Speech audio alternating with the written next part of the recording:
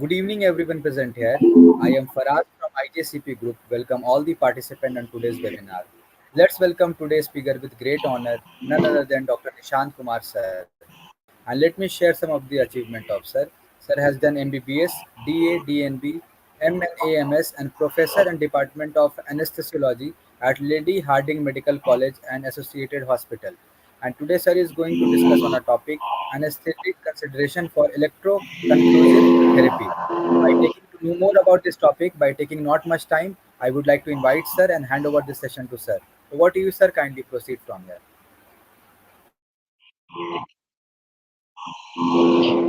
Thank you, Faraz, and good evening, everyone. So today we'll be talking about anesthetic considerations for electroconvulsive therapy. Now, electroconvulsive therapy is usually carried out in outside the OTOR setting, and that's why it makes all the precautions that you have to take for a NORA setting, that is non-operating room anesthesia setting. You have to take it for uh, these cases also, and over and above these are some special populations, so you have to be extra careful. Plus, the procedure is extremely short, and you need a quick in and quick out. Now, during the PG days, I remember we used to do 30 ECTs a day. So you can imagine the influx and the outflow of the patient that is there. So that is how it should be planned. But then each sorry for my throat. So each patient warrants the same consideration as you would award it for a normal GA case in the elective OT. And at times, these can be taken on an emergency basis also. So let us discuss what are the considerations. Now, I have no disclosures to make, absolutely no financial disclosures. Images might have been taken from PubMed articles and Google free images. So, the indications, contraindications, what are the equipment and personnel required, the anesthetic considerations, and finally, what all complications that we can face. So, ECT or electroconvulsive therapy is the treatment option for pharmacotherapy resistant psychiatric illness. Now, this was first introduced in 1930s and popularized by Bollywood movies, wherein anyone who's considered mad is just administered an electric shock, just like that anywhere in the body. But no, it's a highly specialized procedure with a specific scientific principle involved, in which the patient receives a measured electrical stimulus in one or both of the brain hemispheres using an external electronic device which induces a generalized seizure. So basically, the idea is to activate the brain through an electric current to induce a generalized tonic-clonic seizure. Now, initially, it was performed without anesthesia. So you can imagine a person who was considered to have psychiatric illness was just given an electric shock to induce a seizure. So that was what was done in back in the 1930s. Then in the 50s, it was they started administering anesthesia, but then muscle relaxants were not used. So that led to a lot of myalgia and other complications. And finally, it was anesthesia, but with muscle relaxant and what is known as nowadays as modified electroconvulsive therapy. So that is how we administer NECT nowadays using anesthesia, a general anesthesia with muscle relaxant, short duration muscle relaxant. It is an outdoor procedure and patient can be sent home as a daycare procedure. The procedure itself lasts hardly 90 seconds. So imagine you have to give a full general anesthesia with a muscle relaxant for a 90-second procedure. So that is where the skill of the anesthesiologist comes into play. Now, what is the physiological response? Now, when an measured electrical stimulus is delivered, it induces a seizure in the brain. So that leads to an autonomic it activates the autonomic nervous system. Initially, it is sympathetic, that is hypertension and tachycardia. And to counter that, there's an intense parasympathetic stimulation. Now, this parasympathetic stimulation is more dangerous. It can cause salivation, leading to laryngospasm and other complications. Bradycardia and even asystole has been observed for around 10 to 15 seconds. Now, the sympathetic activation leads to, as I said, leads to hypertension and tachycardia, which usually settles down in the within 5 minutes. So that leads to an increased myocardial oxygen demand. So in susceptible patients, increases the arrhythmias, ventricular dysfunction. Also, because of the sympathetic activation, it increases the cerebral blood flow, increases the intracranial tension, increases the metabolic rate of cerebral metabolic rate and oxygen demand, and also at the same time cause an increase in intragastric and intraocular pressures. Also, the side effects are headaches, myalgia, drowsiness, weakness, and nausea, which the patient usually reports after the procedure.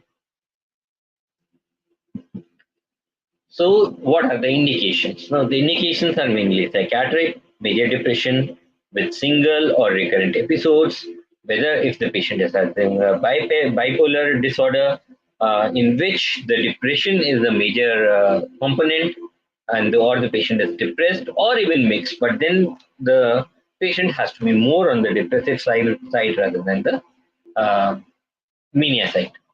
Schizophrenia. Now, that is one of the very common indications for ECT. Catatonia. That means catatonia due to anything. Major depression, schizophrenia, in which the patient is just listless without any.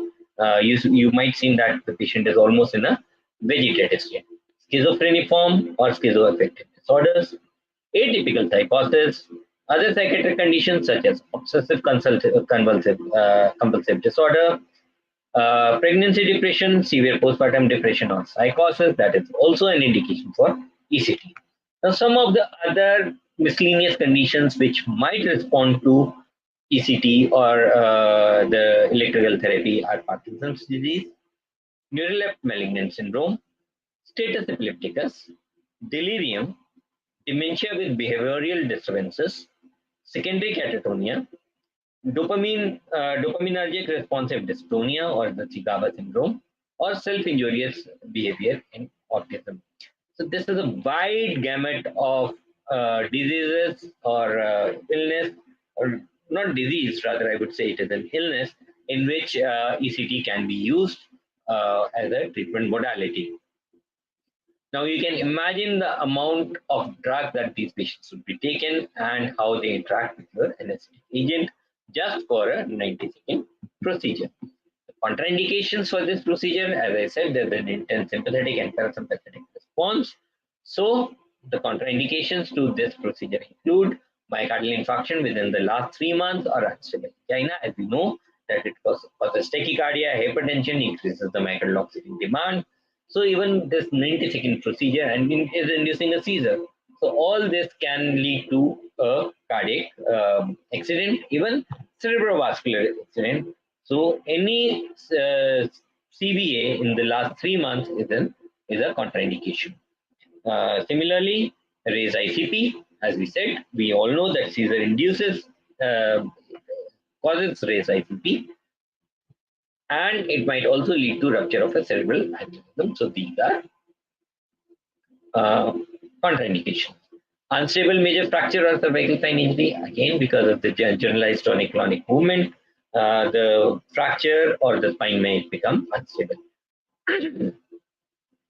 Pheochromocytoma, yes, because it can lead to malignant hypertension and again lead to cardiovascular and cerebrovascular uncontrolled cardiac failure or severe valvular disease. Again, the effect on the heart. DVT. Why DVT? It is so because DVT might, because of the presence of the DVT in the presence of the generalized clonic-tonic convulsions, tonic-clonic convulsions might lead to dislodgement of the clot from the vein and cause a severe pulmonary embolism, increased IOP, again the hemorrhage and loss of vision, bleeding disorders. It's a relative contraindication. Cochlear implants, it's always better to consult with your ENT surgeon or the company guy to see whether your cochlear implant is safe with regards to ECT or not, because it might ultimately lead to destruction of the implant circuit. So all of these are not absolute contraindications. These are all relative contraindications.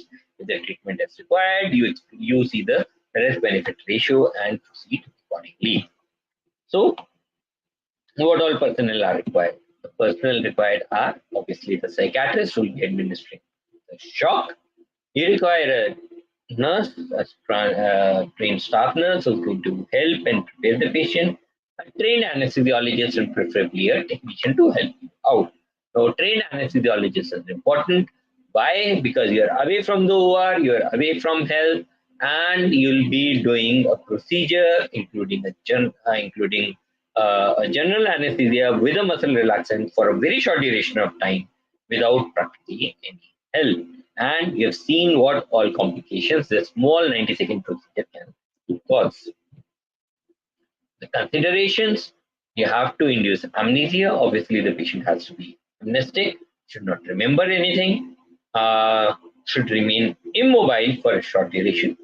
Naturally, when the patient is convulsing, there's always chances of the patient being injured, so limiting the injury to self and staff from chronic movements. So you need to hold down or stop the patient during the duration of the um, seizure activity to avoid hypoxia. Remember, you do not secure the airway in this particular case, so it has to be an apneic oxygenation. So that's why you have to be very careful that you do not induce hypoxia. Hemodynamic stability. There are ups and downs of the heart rate, there's ups and downs of the blood pressure. So that are the considerations that you have to take into account and the comorbidities that the patient might have. Also, since it's a short duration procedure, it's a daycare procedure, the procedure can be performed either inpatient or outpatient. And if the patient is on an outpatient basis, then the patient has to go home as well. So the recovery from the anesthetic has to be fast. So these are some of the anesthetic considerations which are there. But then with all these, the safety of the patient should not be compromised. So how do you proceed?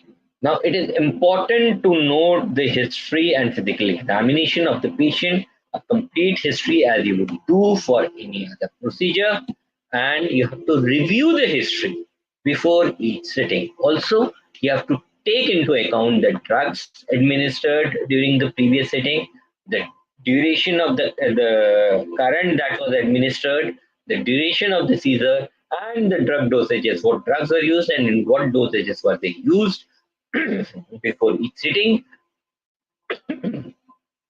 because these procedures are usually repeated every alternate day or twice a week, and then the frequency is gradually decreased. In some cases, the patient might be coming for this procedure daily, and as they become accustomed to the anesthesiologist to the anesthesia, you might have to increase the dose day by day. So that is important, and you have to review the drug each before each and every sitting, because as the response of the ECT is evident, the drugs that the patient is taking may be reduced. So it is very important to see the drug dosages and what all drugs have the patient had been taking, had been omitted, and even if the ECT is not effective, they might introduce some new drugs as well. So the drug history is very important. Also, like you would do for any other case, optimization of comorbidities, especially CVS and CNS is mandatory. So you optimize the patient. It's not that ECT has to be administered. It's a short duration procedure. Nothing will happen. You take up the patient and then you land up in the soup. No, the BP is uncontrolled. It should be decreased or optimized. Similarly, if there are CNS symptoms, with the help of the neurologist, you should try and control the CNS pathology before taking up the patient for anesthesia.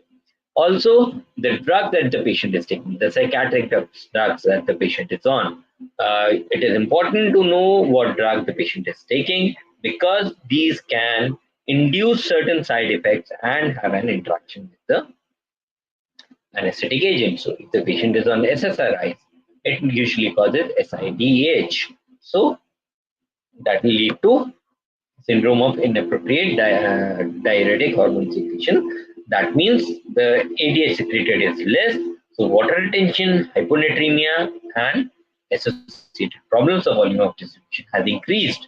Similarly, for lithium, it is diabetes insipidus, and also there will be electrolyte disturbances with lithium. So the action of the neuromuscular blocking agents, and because of the disturbance in the body, because of the diabetes insipidus, the patients might be dehydrated, the response will be erratic. So that's why lithium again is a very dangerous drug. So you have to know the lithium levels, preferably if the patient has some lithium.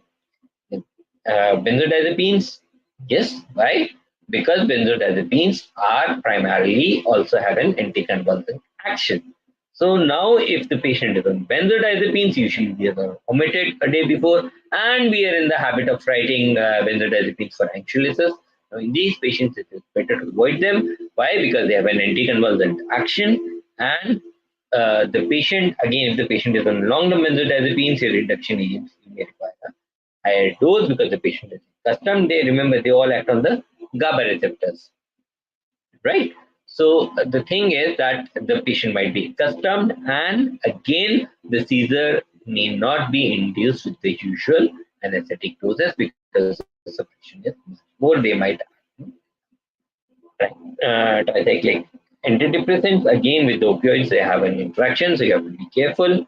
You have to take a written informed consent for each sitting. Don't forget to examine the airway. Remember, you're not securing the airway. Make sure that the mass ventilation is not difficult, and you have adequate preparation for a difficult mass ventilation scenario, including preparation for front of neck access. As for other cases, and naturally the senses are reduced, you have to keep the patient fasting for at least 8 hours, even for liquids. And generally, liquids are also avoided. Normally, for general anesthesia cases, we allow liquids up to 2 hours before anesthesia. But then, in these cases, they may be omitted, and obviously, anti-aspiration prophylaxis is a must. So what all equipment do you require? Remember, this is a non-operating room anesthesia setting, and so you have to prepare accordingly. You have to have an oxygen source. That is mandatory, at least an oxygen source with an AMBU, but preferable at any given time would be an anesthesia machine. So an anesthesia machine is mandatory, I would say, but yes, in low resource setting, you might do with a bean circuit, an AMBU, and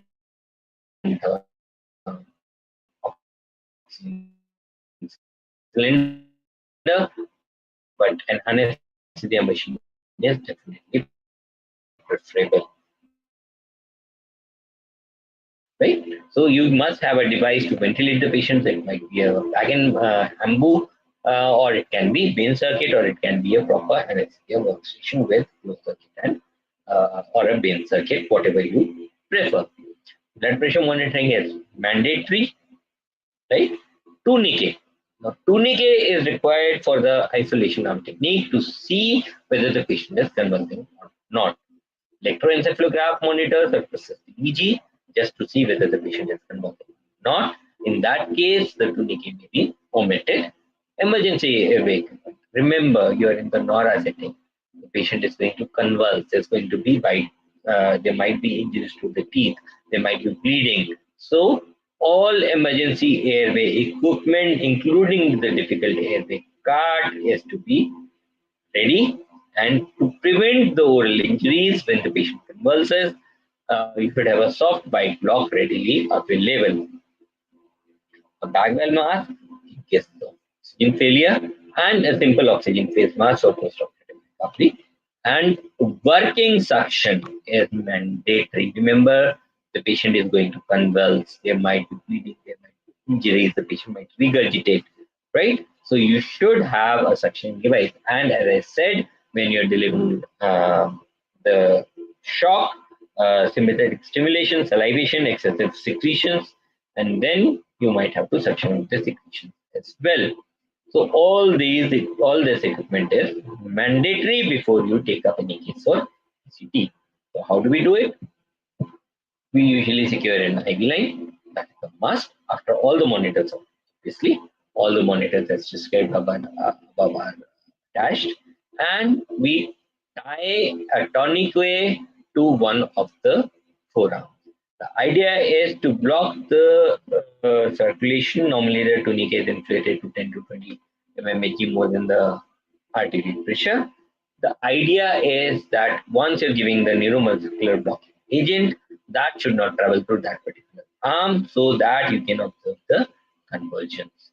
You obtain the baseline reading and anti-sialogok, usually glycopyrrolate, is administered. Now remember, the secretions can be intense. So to drive out the secretions and to prevent bradycardia and essentially glycopyrrolate medication is preferred. We pre-oxygenate using bag and mask 100% or vein circuit as you would prefer. Then we administer an induction agent in a titrated dose.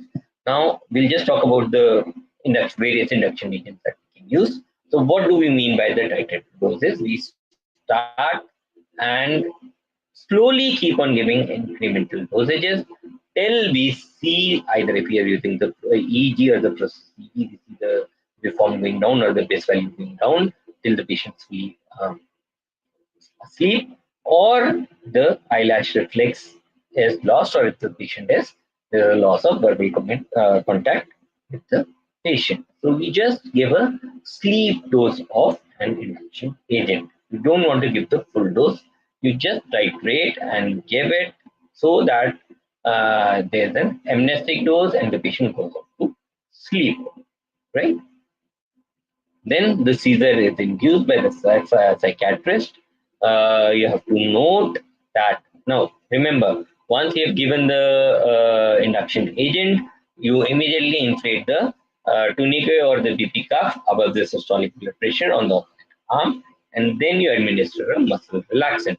Now the usual muscle relaxant administered is succinylcholine. Why? Because this procedure would be over in 90 seconds. So you have to make sure that the muscle relaxant is administered, and you need not administer the full dose of muscle relaxant. That is, you need not administer 2 milligram per kg or 100 milligrams. 1 milligram per kg is usually more than sufficient.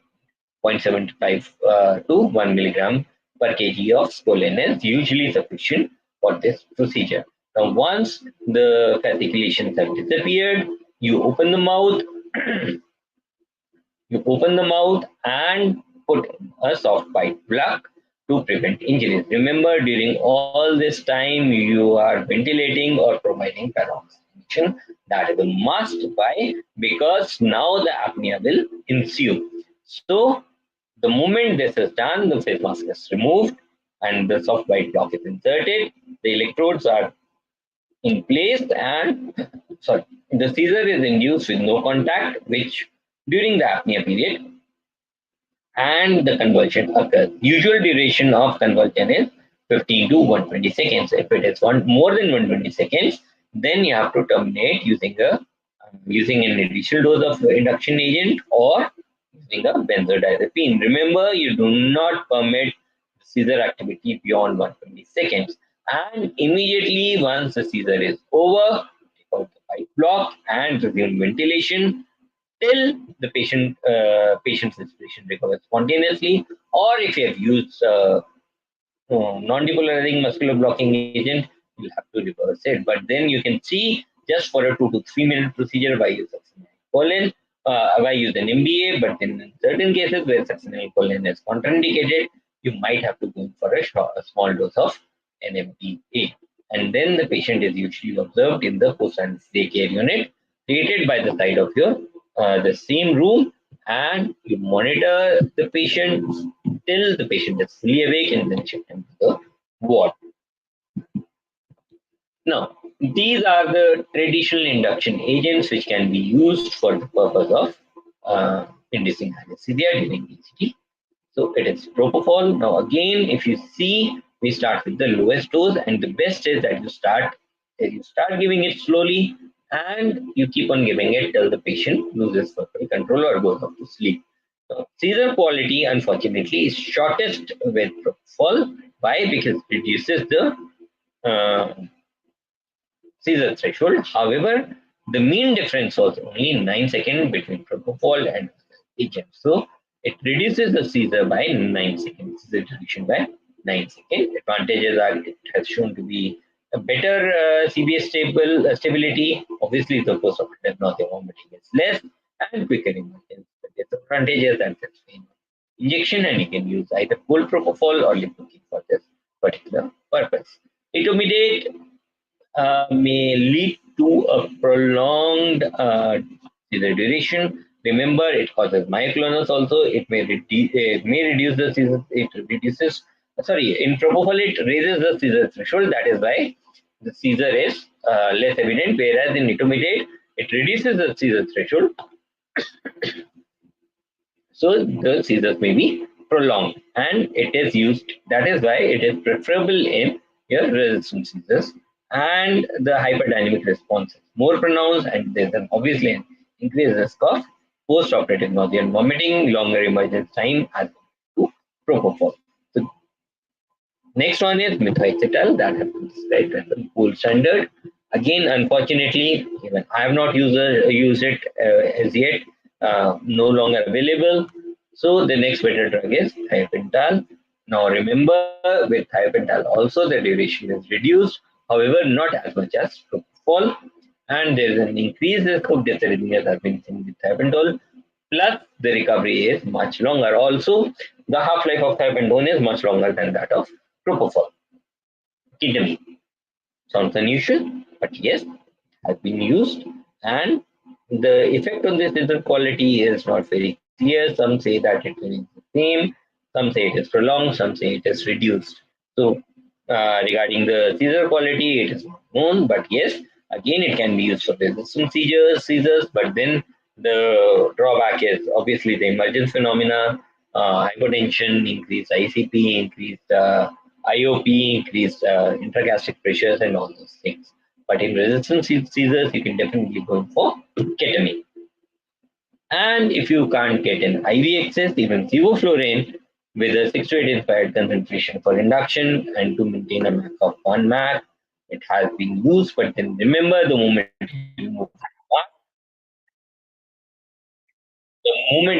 mask, the patient just might awaken during the electric current administration. So you have to be really quick with sevoflurane. Again, the seizure threshold, the seizure duration might be reduced, and obviously it is more time consuming. But yes, it is preferable in pregnancy. Why? Because this will reduce the uterine contraction.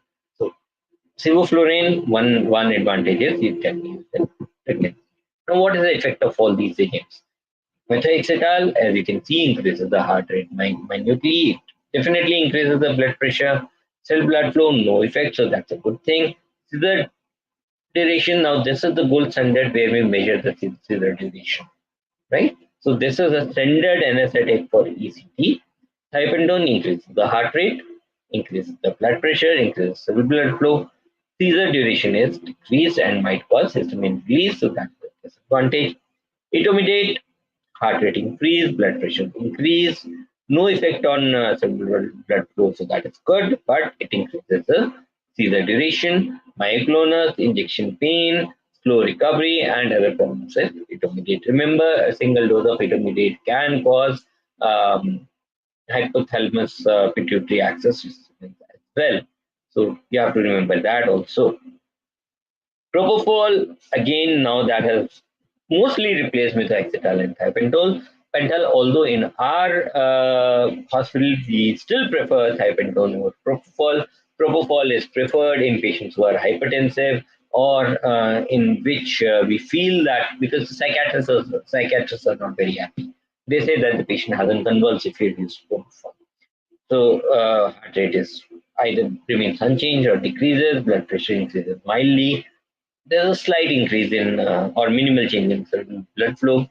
Obviously, the seizure duration is much less with propofol. So the psychiatrist, right? So it is more of a like a surgeon-driven thing. So the psychiatrists prefer that for the treatment to be effective, we should see the patient convulsing. Ketamine increases heart rate, increases blood pressure, increases cell blood flow. Seizure duration now again a gray area. plus emergence delirium. Benzodiazepines, again, these are good, but then they are not acting. And sevoflurane takes a longer time for induction and may be used for special conditions such as pregnancy or if there's a difficult IV itself. But remember, you have to pre-oxygenate and then leave the patient on apnea. Patient will not breathing after the administration of Folin, and then you have to resume the uh, ventilation immediately. Remember, there can be injuries, there can be dislodgements of teeth, and teeth have been lost, and you have to recover those lost teeth. So, face those situations, been there, done that, and if you lose a teeth, that's a scary situation because ultimately you don't know if it goes into the esophagus. You're still okay with it, but God forbid if it goes into the trachea, you're in a soup. Adjuncts that are used are anticholinergics. We have already said glycopyrrolate. Atropine is not preferred. Why? Because most of the antipsychotic medications they have an anticholinergic action, and atropine will further lead to your uh, emergence and intense tachycardia, and if it's longer acting. Beta blockers like esmolol and labetalol may be used in hypertensive patients or to decrease the response during the seizure. Calcium channel blockers for the same reason. Alpha 2 agonists, dexmedetomidine and clonidine, they have shown to be preferable, but then there's one alpha 1 and sorry, this should be alpha 1 antagonist, which is urapidil in a dose of 25 milligram that can be used to decrease your blood pressure. Vasodilators, NTG, LNP, SNP, and trimethophan. Lignocaine, if the patient is having ventricular ectopics after this, or as an adjunct for your uh, propofol, or even to decrease the stress response of the seizure. So lignocaine IV can be used in a dose of 1 to 1.5 milligram per kg. Opioids, normally fentanyl is preferable. L-fentanyl and remifentanil, they tend to prolong the seizure duration, so they are preferred for resistant seizures. Magnesium sulfate again causes vasodilatation, so good adjunct to decrease the uh, blood pressure in a dose of 30 to 50 milligram per kg.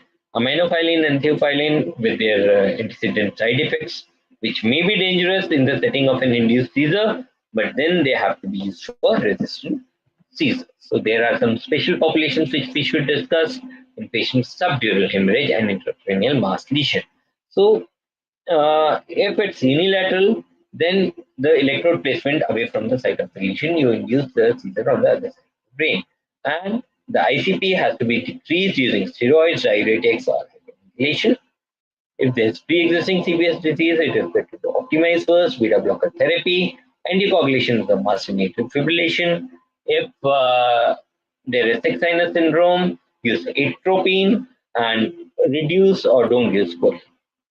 If the patient is having a pacemaker, it has to be fixed rate and the cardioverter defibrillator function has to be deactivated before you can take up this patient for ACT. Again, all these are relative contraindications. There is no absolute uh, contraindication except for probably an aneurysm. In neurolect malignant syndrome, obviously, and or family history of your malignant hyperthermia and MBAs instead of swollen. If there's inadequate seizure activity in the previous setting, he can use either ketamine, decrease the induction agent dose with L-fentanyl or remifentanil so that you get a prolonged seizure activity, or you can use aminophylline or theophylline. If this seizure goes on beyond 120 seconds, you can use a small dose of induction agent or benzodiazepines as described, as I said earlier. And in case with SNP and beta blocker fracture of the cell. Because laceration, toccolitics are a must, and sevoflurane is preferable because that will achieve both the tocolyoside and fetal monitoring is usually not feasible, but you can do it before and after.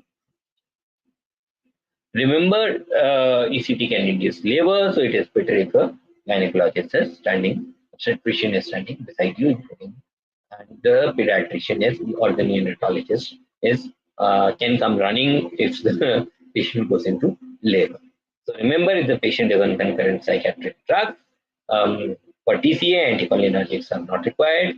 With SSRI, there is increased risk of bradycardia and hypotension, and with lithium, lithium prolongs the action of all muscle relaxants, pull-in, B, NMB. So you have to be careful with that. And similarly, with all the electrolyte disturbances, you have to be careful with the prolongation of action of uh, muscle relaxants. And I've seen one or two patients going to phase 2 block also because of the electrolyte disturbance.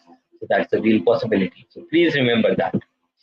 Complications which can occur are hemodynamic disturbances.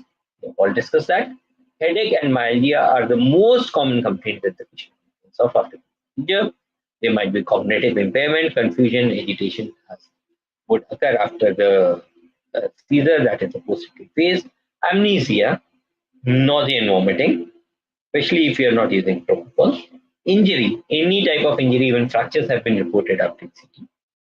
Loss of tooth, airway injuries, status epilepticus. So you might have to use thiamine donor propofol infusions on that. MI, cardiac rupture because of the intense convulsion which has occurred, or stroke. All these complications are real. So with that, I'll end my talk. But remember, uh, forewarned is forearmed, and you should plan your procedure meticulously. You should see your patient meticulously, have a good history and examination, and then accordingly you should proceed with your procedure. Thank you.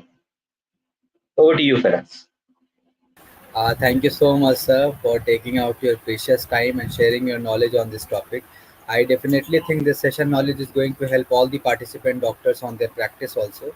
Sir, we have received some questions, sir, from the participant. If you allow, with all your permission, shall we take these questions? Yeah, sure. The first question is from Dr. Agarwal, and he is asking, what are the considerations for fasting and medication administration on the day of the procedure? Faraz, your voice is breaking. Sir, am I audible now? Yeah. The question is from Dr. Agarwal. He is asking, what are the consideration for fasting and medication administration on the day of the procedure?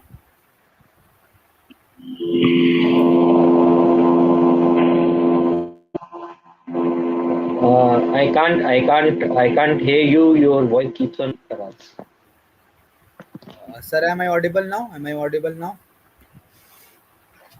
Hello. Sir, the question is from Dr. Agarwal, and he is asking, what are the consideration Yeah. for fasting and medication administration on the day of the procedure?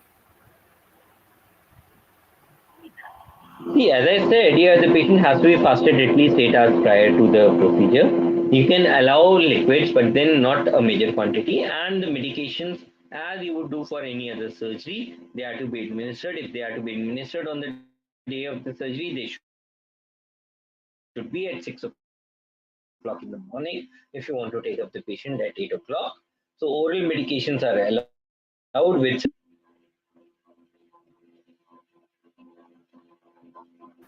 Thank you so much, sir, for answering this question. Moving forward, we have another question from Dr. Snehali. She's asking, how do different anesthetic agents affect the efficacy and safety of ECT?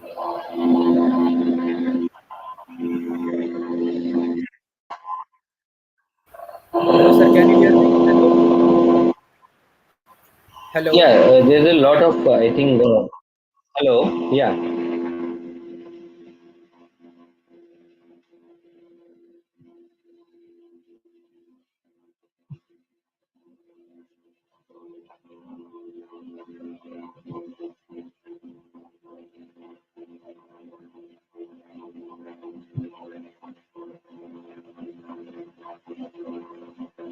Can you hear me, sir? Can you hear me now? Can't hear you, Faraz.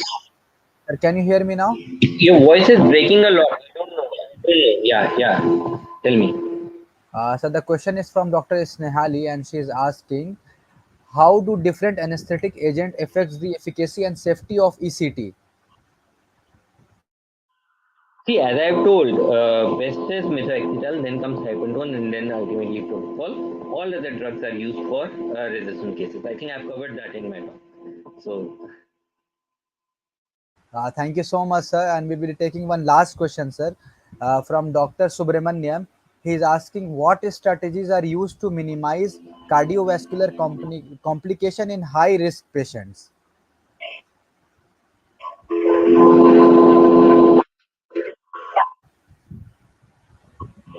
see, the Can you hear? complications are all Yes, CVS sir. and CNS. That is the foremost. That there is a, yeah, I can hear you. Can you hear me? Yes, sir. Yes, sir. Yeah. So the complications are the dreaded complications are CVS and CNS related, which I've covered: injury, fracture, and then tooth dislocation, tooth fracture, bleeding, tongue bites. So these are rather more common, and even aspiration and regurgitation. These things can occur. So these are the problems that you have to take care of. And remember, every ECT patient is a high risk patient because you are in an unfamiliar surrounding. The patient is on other drug, and the history in many cases may not be reliable in these patients. So there will be a lot of confabulation. There will be a lot of falsehoods. So you have to, you have to really, go with your gut and your instinct and your observations. Thank you so much, sir, for answering all the questions, sir. I hope, sir, you have done justice to this topic as usual. You always come, took time, and present and make all the doubts clear of all the participants, sir. And thank you so much once again, sir, for taking the time and making this session informative one, sir. As I can see, sir, there is no more questions, sir. With all your permission, shall we conclude this session for today?